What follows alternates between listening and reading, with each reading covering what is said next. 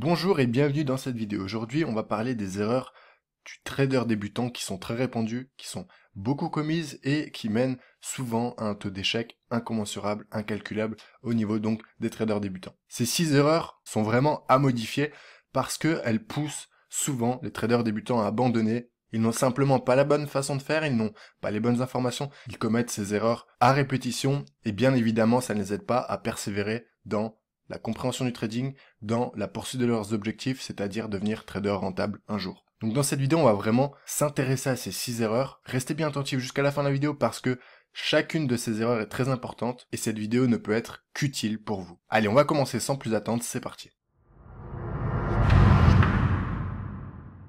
Alors la première erreur, ça va être l'impatience. Donc l'impatience dans plusieurs domaines. Premièrement, dans les objectifs. Donc on commence le trading, on a tous des objectifs. Que ce soit gagner des compléments de revenus, que ce soit remplacer son salaire actuel par le trading, que ce soit même gagner de gros montants mensuels avec cette activité-là. Et pourquoi pas ouvrir des bureaux, créer une équipe, vraiment vivre à fond le trading et en faire son gagne-pain au quotidien. Donc on a tous des objectifs, plus ou moins élevés, et souvent on va être impatient de les réaliser. Sauf que dans le trading, il faut être patient. Pourquoi? Parce que c'est un métier qui demande beaucoup de compétences, beaucoup de connaissances et surtout beaucoup d'expérience.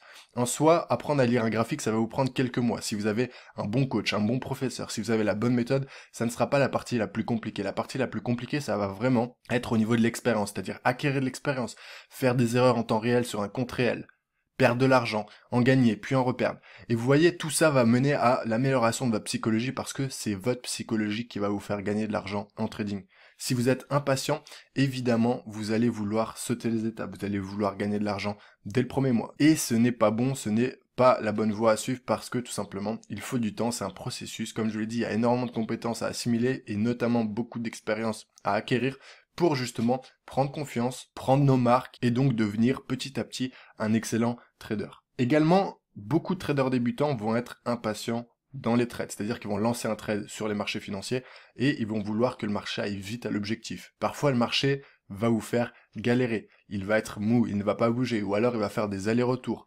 Et donc, ça va épuiser votre psychologie, ça va vous rendre impatient, vous allez couper vos gains trop rapidement alors que vous aviez raison et que le marché va vous donner raison seulement quelques heures plus tard. Et donc tout ça, assemblé bout à bout, va mener tout simplement à des résultats moyens, voire médiocres. Et je pense que vous avez commencé le trading, ou en tout cas vous êtes en train de commencer le trading pour avoir de bons résultats, pour être bon et pour en tirer des profits financiers évidemment. Donc je vous invite vraiment sur cette première erreur à l'inverse, devenir patient.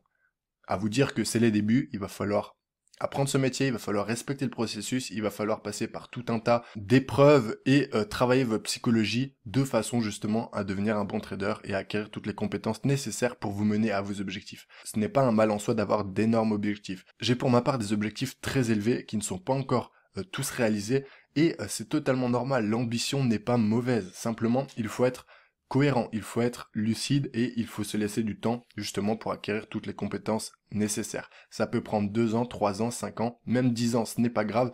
En tout cas, laissez-vous du temps et dites-vous qu'à vos débuts, sur la première année notamment, eh bien, focalisez-vous sur l'acquisition d'expérience et de compétences plutôt que sur le gain financier. Deuxième erreur très répandue au niveau du trading débutant, ça va être tout simplement la cupidité. Ça rejoint donc les objectifs très élevés. On veut du résultat rapide, on veut remplacer son salaire dans les premiers mois d'activité. On veut virer son patron très rapidement, on veut mener la vie de nos rêves extrêmement rapidement en 3, 4, 5, 6 mois. Seulement, ce n'est pas réalisable. Le business model du trading est très compliqué. Et donc, si vous voulez vraiment devenir performant et un trader professionnel, il va falloir vous accrocher, il va falloir être lucide, il va falloir prendre votre temps, et il va falloir surtout arrêter d'écouter ces escrocs d'internet qui vous vendent du rêve, qui vous conseillent de mettre un levier faramineux pour gagner beaucoup d'argent rapidement, qui ne vous apprennent pas vraiment en profondeur le trading, mais qui profitent simplement de votre cupidité, de votre naïveté de débutant, pour justement, par exemple, faire de l'affiliation et gagner beaucoup d'argent sur votre dos, pour vendre des formations de basse qualité, pour vendre des signaux sur Telegram de très basse qualité également. Toute cette vente de rêve là autour du trading qui s'est mise en place depuis les 2-3 dernières années n'est pas bonne pour un trader débutant. Il faut se mettre dans sa bulle et il faut être cohérent. Est-ce qu'on peut devenir un excellent joueur de foot en 6 mois? Je ne pense pas. Est-ce qu'on peut devenir un excellent médecin en un an? Je ne pense pas non plus. Est-ce qu'on peut devenir un excellent architecte, un excellent professeur en seulement quelques mois? Je ne pense pas. Alors pourquoi dans le trading ce serait différent? Ok? C'est pas parce que les gens vous vendent du rêve que c'est réel, ok? Tout ça, c'est irréel. Alors, il y a des histoires, effectivement, où des gens ont gagné beaucoup d'argent très rapidement. Mais sur le nombre de prétendants, le nombre d'élus, je vous assure, est vraiment, vraiment minime, ok? Donc, dans la moyenne, dans la globalité des choses, ça va prendre du temps d'acquérir toutes les compétences, ça va prendre du temps de devenir bon, confiant et performant sur les marchés financiers, et ça va prendre du temps d'avoir de gros revenus mensuels avec cette activité-là. Mais ce n'est pas impossible. Ce n'est pas du tout impossible, et j'aimerais vous faire passer aussi des messages positifs pour que vous puissiez vous accrocher à ça. Il faut juste avoir le focus sur les bonnes choses. Troisième erreur, ça va être la dépendance. Alors, la dépendance, globalement, ça va être le fait de ne pas être indépendant, c'est-à-dire de ne pas se débrouiller tout seul. Donc, la dépendance en trading, c'est quoi? Ça va être de la dépendance, par exemple, sur YouTube. Vous allez passer votre temps à regarder des vidéos qui ne servent à rien, qui vous font perdre du temps, ou alors qui ne vous mènent pas à vos objectifs. Vous allez être peut-être dépendant avec des gens sur Telegram que vous allez suivre sur des signaux, tout simplement parce qu'ils ont quelques milliers de personnes qui les suivent, alors vous dites qu'il est bon, ils affichent des taux de réussite de 80-90% totalement faux, mais en tout cas, ça fait vendre, et donc vous allez être dépendant de tous ces gens-là qui, tout simplement, n'ont pas pour objectif de vous apprendre le trading, mais ils ont simplement comme objectif de gagner leur propre argent tous les mois, et vous y participez, ok? Donc, apprenez à être indépendant. En trading, c'est hyper important parce que c'est un métier payé à la décision. Mais si vous prenez la décision de quelqu'un d'autre, c'est-à-dire que si vous suivez l'avis ou le scénario de quelqu'un d'autre, par exemple, pour prendre l'exemple d'une prise de position sur les marchés, eh bien, comme ce n'est pas la vôtre, comme ce n'est pas votre travail, eh bien, vous ne serez pas confiant. Vous n'aurez pas travaillé cette analyse-là, et donc, forcément, dès que ça se passera un peu mal, vous allez paniquer, vous allez en vouloir à la personne que vous avez suivie, etc. Et c'est un cercle vicieux sans fin. En trading, il faut vraiment devenir indépendant. Et pour ça, il faut se former, il faut avoir des compétences, il faut avoir l'expérience, il faut avoir une bonne psychologie. Et tout ça, ça se fait avec le temps. Également, je sais qu'il y a des personnes qui confient leur capital à d'autres traders pour faire gonfler ce capital-là. C'est une grosse erreur. Parce que c'est beaucoup plus judicieux pour vous d'apprendre vous-même justement ce métier-là, à gagner de l'argent par vos propres moyens et à être totalement indépendant. Que se passe-t-il si vous suivez quelqu'un, même s'il est performant, et que dans 6 mois, 1 an, il décide d'arrêter son activité? Et qu'est-ce que vous allez faire? Eh bien, vous serez enfin obligé de vous former. Mais vous aurez perdu du temps. Vous aurez perdu du temps à suivre quelqu'un. Et donc, tout ça, c'est vraiment néfaste. Je vous conseille vraiment de devenir indépendant le plus rapidement possible. Quatrième grosse erreur très répandue chez les traders débutants, ça va être l'excès de levier. Souvent, on commence le trading avec un petit capital, c'est-à-dire entre 200 et 1000 euros, ok? Et donc, avec 200 ou 1000 euros, si on respecte un money management strict professionnel, eh bien, on va faire seulement quelques euros de gains par trade. Et souvent, ça va pas convenir à la plupart des traders. Ils vont se dire qu'ils passent beaucoup de temps devant les écrans pour seulement 15 ou 10 euros par jour. Ce n'est donc pas envisageable pour eux. Et donc, ils vont commencer à prendre trop d'effets de levier. Aujourd'hui, les brokers proposent un excès de levier.